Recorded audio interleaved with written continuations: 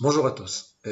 On va commencer à étudier un cycle de textes et de prières qui se trouvent donc dans le Télim, dans le Sidour, dans le Chumash, qui sont des textes extrêmement connus. Mais la lecture qu'on va avoir dans ces cours, donc qui vont suivre à partir de ce premier cours aujourd'hui, sont des cours d'une teneur assez différente parce qu'on va expliquer des choses qui n'ont, on va dire, jamais été vues sous cet angle à partir de textes qui sont extrêmement connus. Alors, pour commencer aujourd'hui, nous allons parler du premier Télim, le premier psaume. Ce Télim commence de la façon suivante, nous allons le lire ensemble. Vous le connaissez certainement tous, mais on va le prendre à partir du texte. Ashrei Aish, Asher lo halach ba'atzat reshaim, uvderech chataim lo amad, uvmoshav letzim lo yashav. Alors, il y a différents commentaires sur ça. On voit ici, donc, dans traduction littérale, que heureux l'homme qui ne va pas dans les conseils des Réchaïm, dans le chemin des fauteurs, il ne doit pas se tenir là-bas. Également, dans le siège, donc dans les assemblées des moqueurs, il ne va pas s'asseoir. Alors on comprend bien qu'on parle ici du peuple juif, on parle des tzédikim, on parle des justes qui ne vont pas se laisser entraîner donc, dans des situations de faute, de débauche, etc. Mais ça, c'est le sens simple, c'est le sens qui est retenu par la majorité des commentateurs avec des lectures diverses et variées. La lecture qu'on voudrait faire aujourd'hui est une lecture beaucoup plus profonde. On s'adresse ici donc à la lecture qui tient du sod, du secret.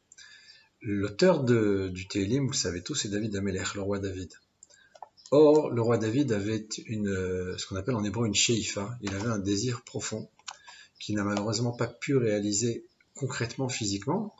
Il s'agit de la construction du Beth Amikdash, le temple. Or, nous dit la Torah, David n'a pas reçu l'autorisation de Dieu de construire ce temple pour une raison très simple. Il lui a dit donc Akadosh Baruch Hu, lui a dit Dieu, trop de sang sur les mains. Alors c'est vrai que ce sang qu'il avait sur les mains est lié aux guerres qu'il a menées pour le peuple juif, pour Dieu sur la terre d'Israël, mais concrètement du fait que la maison de Dieu qui s'appelle le Beth Amikdash s'appelle Beit Shalom, une maison de paix, alors il dit c'est ton fils qui s'appelle Shlomo. Shlomo c'est Amelech chez Shalom, chez le Shlomo c'est le même langage que le mot Shalom, paix, Shlomo et Shalom donc se ressemblent, il y a le He à la fin. Donc Amelech chez Shalom, chez le roi dont la paix est en sa possession, qui possède la paix, ce roi-là va lui construire le Beth Amikdash, c'est le fils de David, Shlomo Amelech, donc le roi Shlomo. Et donc David a désiré toute sa vie de construire le Beth Amikdash et n'a pas obtenu donc l'autorisation de Dieu de le faire. Alors, il y a ici un parallèle qui est fait avec ce qu'on appelle les Avot, nos pères. Avraham, Yitzhak et Yaakov, pour une raison très simple. Il y a un verset donc, que Rashi commente en disant que Yaakov est arrivé, Yivgaba Makom, lorsqu'il est arrivé à Bethel. Alors là-bas, Rashi commente et dit le Beth Amikdash, donc que Yaakov a vu en rêve, l'endroit du Beth Amikdash que Yaakov a vu en rêve, eh bien c'est l'endroit où il s'est endormi après avoir passé plusieurs années dans les shivas de Shem Ve'ever, où il n'a pas dormi. Là, à cet endroit-là, il va dormir. Et soudain se réveille, il dit mais Manora Makomazé, quel endroit extraordinaire, comment puis-je dormir ici? Et c'est le fameux rêve donc, que Yaakov fait avec les anges qui montent et qui descendent, avec les galouillottes, les différents exils, jusqu'à notre exil à nous, donc qui est vu par Yaakov comme étant le plus long, le plus dur. Et dans cet exil, Yaakov donc on peut dire comme ça, va avoir une certaine crainte, va avoir une certaine peur en disant mais je ne vois pas la fin de cet exil. Pourquoi? Parce que l'ange ne redescend pas. Et là, Dieu lui dit, Oritran et Hashem, je vais le faire redescendre lui aussi, cet exil également va prendre fin. Il va s'arrêter très bientôt, Bezrat Hashem.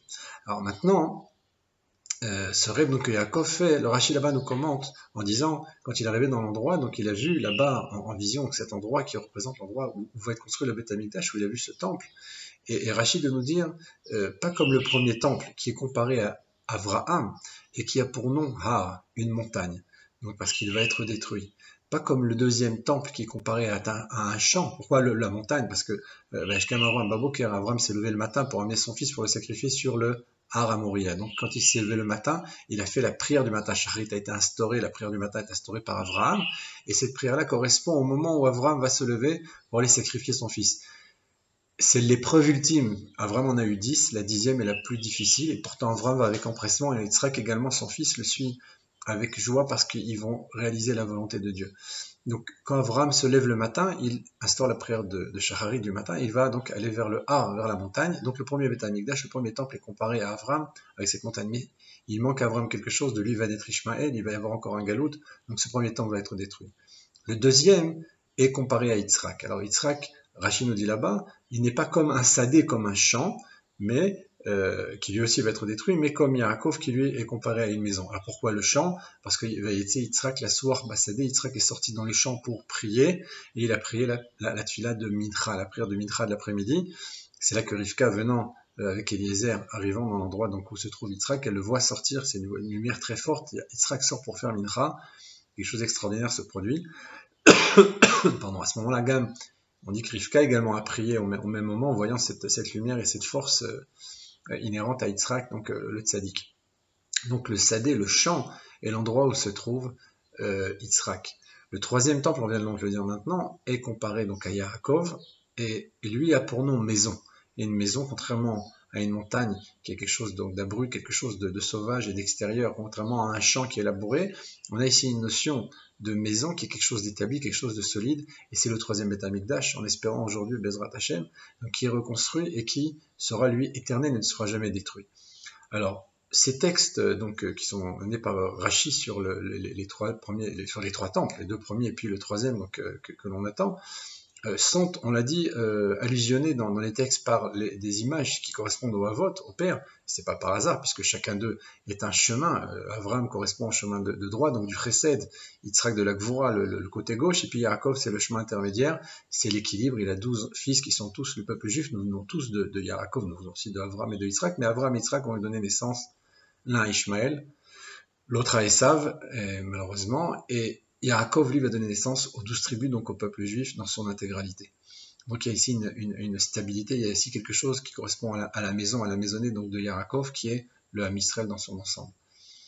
Alors, ces textes-là, on peut les retrouver dans le Télim de façon assez large, mais ce que je vais expliquer maintenant n'est pas écrit, en tout cas n'a pas été commenté jusqu'à ce jour, et bon, Hachem, nous allons maintenant voir cela dans le texte de façon très simple. Donc on a dit, heureux l'homme qui ne va pas dans le chemin des méchants, qui ne se tient pas, etc. Donc Allah, Hamad, Yashav, on a vu ces trois verbes, donc aller, se tenir, et puis s'asseoir. Et alors, quand on arrive au Télim Dalet, alors je fais une petite digression, je vais au Télim Dalet, puis je reviens au premier, donc ce premier Télim qu'on veut comprendre, c'est les premiers mots de David. Alors dans le Télim Dalet, il est écrit Bene Ish Adme Chevodi. Alors les fils de l'homme, jusqu'à combien mon kavod, mon respect. Alors, Bene Ish, Rashi commente, les fils de l'homme, donc Ish, et Rashi dit, on parle ici des Havot. Pourquoi on parle des Havot? Alors il explique, il dit, parce qu'il est écrit comme ça, Bene Avram, Yitzhak et Yaakov, les fils de Avram, Yitzhak et Yaakov, Akroïm, Ish, qui sont appelés Ish. D'Avram Nehemar, à propos d'Avram, il est dit, Hashev et Eshet Aish, ramène la femme à l'homme. Donc on parle ici de Avimelech qui avait kidnappé la femme d'Avram, il avait dit c'est ma sœur pour ne pas être tué, et là Dieu lui apparaît en rêve et lui dit rends à cet homme, sa femme, cet homme est un prophète, cet homme est un tzaddik, ne rentre pas dans une situation inextricable, tu rentres en danger, tu n'as pas le droit de prendre cette femme. Avimelech comprend, s'excuse, rend la femme, donc il n'a pas même touché Sarah, Dieu lui apparut immédiatement, donc il rend Sarah à Avram. Donc on voit ici dans le texte que Rashi nous ramène que Avram est appelé Ish. Puis cite ensuite Yitzhak Nehemar, à propos d'Yitzhak, il est dit Mi Aish Alazé, quel est l'homme en question qui arrive. Donc c'est justement ce qu'on a cité tout à l'heure en disant que Rivka arrive avec Eliezer qui est parti la chercher là-bas chez Lavan et qui la ramène pour la marier avec Yitzhak. Et là, lorsqu'elle vient, elle voit Yitzhak qui sort de la tente pour prier Mincha et elle demande mais quel est cet homme-là qui a une telle lumière, une telle force, donc qui apparaît devant nous. Et elle interroge à propos donc de Yitzhak. Donc Yitzhak est appelé aussi Ish, Mi Aish, quel est l'homme. Donc, et Yaakov nous dit Rashi Nehemar, Ish Tam. Donc ne termine pas la pasuk, mais vous connaissez tous le texte. Ishtam Yoshev Olim, l'homme intègre qui réside dans les tentes. Pourquoi dans les tentes? Parce qu'il y a des tentes de la Torah, Torah Be'alpeh, Torah Shevirtav, la Torah écrite, la Torah orale. Donc c'est Yaakov qui représente cette image de l'homme qui est assis dans les tentes, de l'homme qui est assis dans la maison d'études. Donc de ce texte-là, de cet Élim Dalet, on voit que le nom de Ish, donc l'homme, correspond à Avram, Yitzhak et Yaakov. Alors maintenant, si on prend ce même pirouche, cette même explication de Rashi et qu'on l'applique, on peut dire comme cela, au premier Télim, on voit que Ashrei Aish Asher Lo Halach, quel est l'homme qui n'est pas allé Ba'atzat Rechaim, dans le conseil des Rechaim, eh bien c'est Avraham. Et oui, parce qu'Avraham, la première commandement, le premier tzivouï, donc le premier commandement qu'il reçoit de Akadosh Baruch Hu, de Dieu, après l'avoir recherché pendant une période de 72 ans, eh bien c'est l'Ech Lecha, pas pour toi. Donc le premier lien que Dieu établit avec Avraham, c'est par.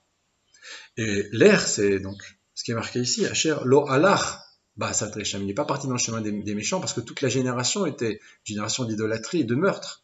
Or Avraham a cherché quelque chose de plus profond, de plus vrai. Il voyait bien que l'idolâtrie, c'était une énorme galéjade, c'était impossible. Ces statues de pierre, de bois, etc. Il savait qu'il y avait quelque chose de plus puissant derrière tout ça.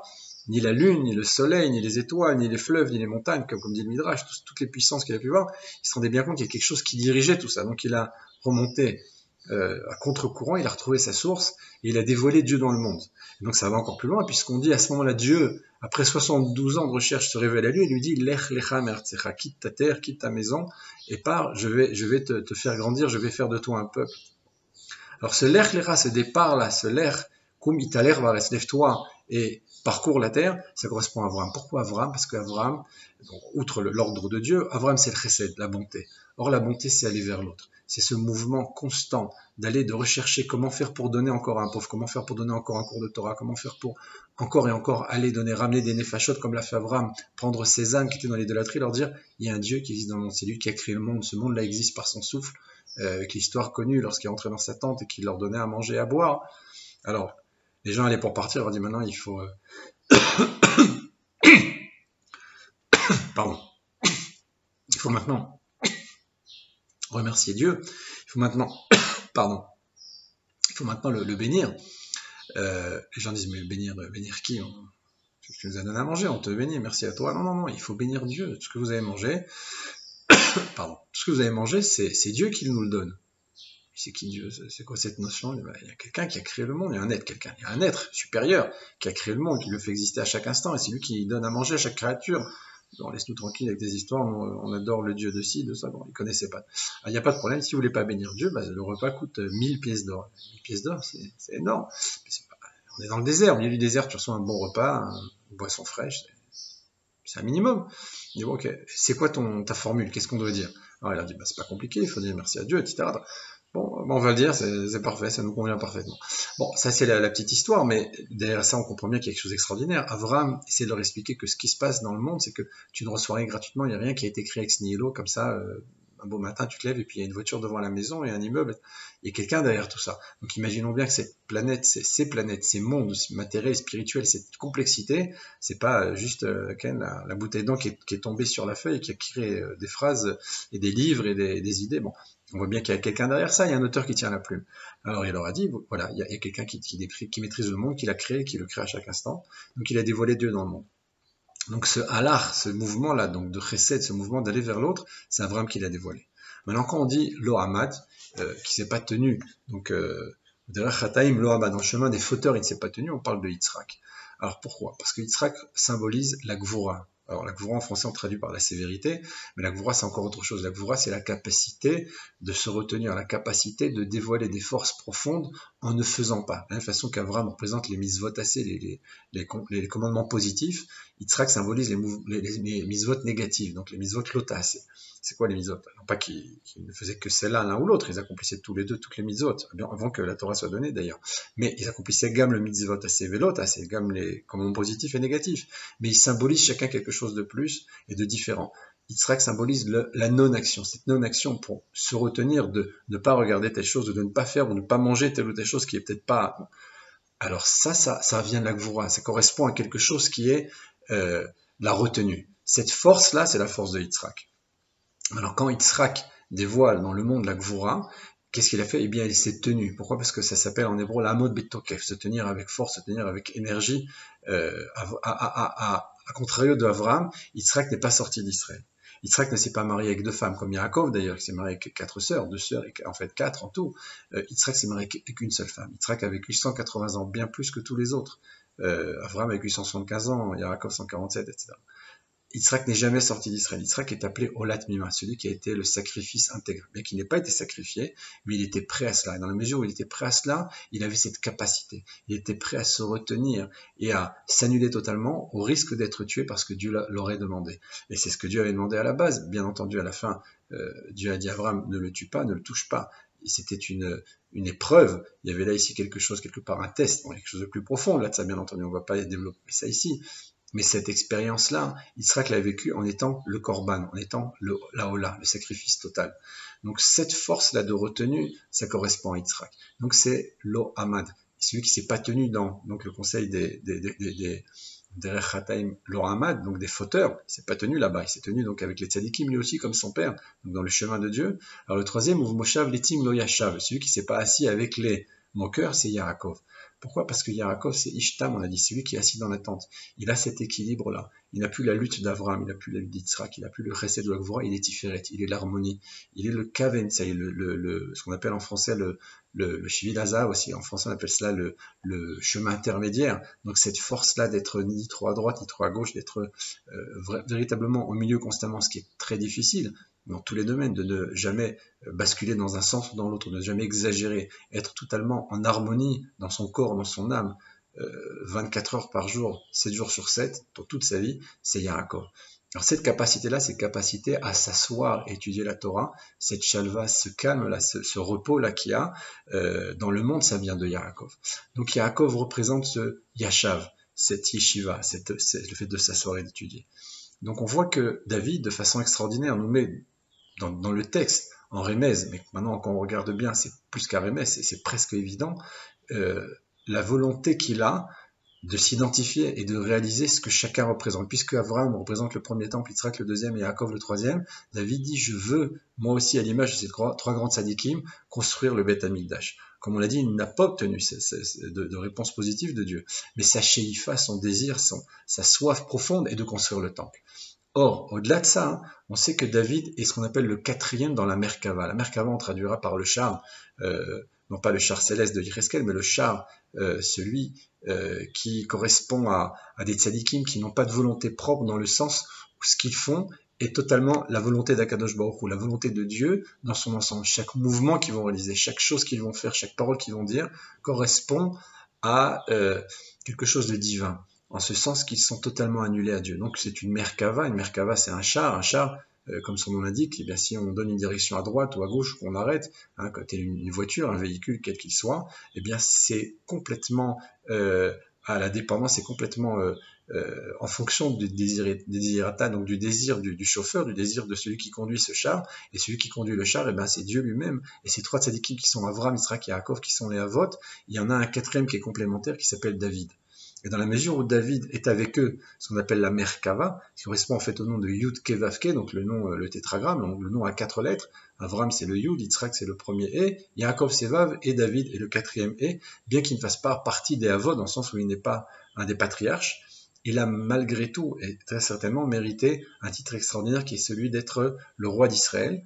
Ce n'est pas par hasard, puisqu'au niveau des Sphirot, donc il est ici complémentaire des trois premiers Kavim, donc les trois axes qui sont à droite, à gauche, et qui est l'axe central, la malchoute, la royauté, est le cliquiboule, est le réceptacle de ces trois axes-là, et il le retransmet à l'infini. Donc cette force-là de David l'a amené à être le quatrième dans la Merkava, dans le char céleste.